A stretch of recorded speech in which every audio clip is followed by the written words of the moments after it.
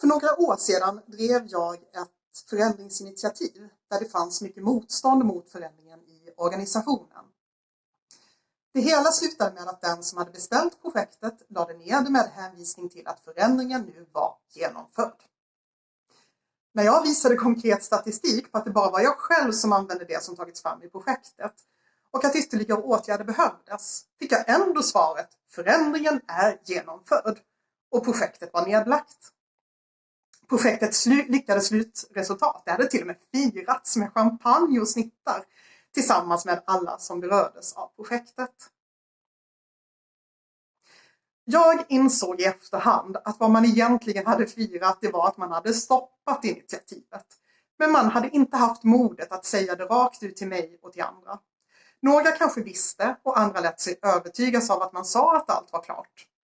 Jag kan acceptera att förändringar är svåra och att man till slut bestämmer sig för att inte försöka komma i mål. Det kan ibland faktiskt vara bättre. Men jag har svårare för att acceptera att man låtsas som att man har gjort det man ska när man inte har det.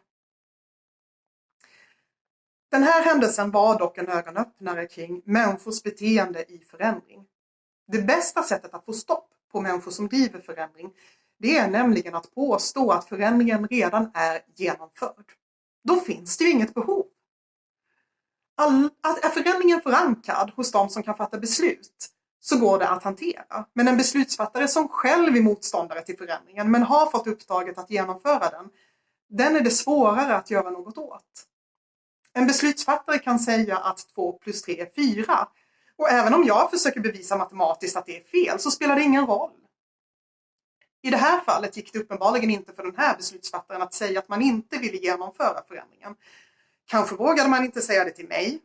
Eller ville man inte säga det högt för att man då skulle riskera att andra som också kunde påverka beslutet skulle rycka in. Och då var alternativet att samfällt säga att förändringen redan var genomförd och därmed kunde projektet läggas ner. Jag lämnade så småningom den arbetsplatsen, men jag kom ändå att tänka på den här erfarenheten när jag åter har pekat på den bristande jämställdheten i advokatbranschen inför årets internationella kvinnodag. Ibland kan det vara obekvämt att erkänna att det finns problem och då blir det jobbigt att också erkänna de som pekar på problemen. Den enkla lösningen är då oftast att påstå att problemen redan är hanterade och därmed behöver man inte göra någon förändring. Det är ett tecken på ett svagt ledarskap där man inte är beredd att genomföra svåra förflyttningar utan hellre motarbeta de som pekar på behoven. Jag tror att vi, både i juristbranschen och i näringslivet i stort, har ett behov av genuina ledare som både kan erkänna att det finns problem och att de är svåra att komma till rätta med och ta emot den hjälp som man kan få.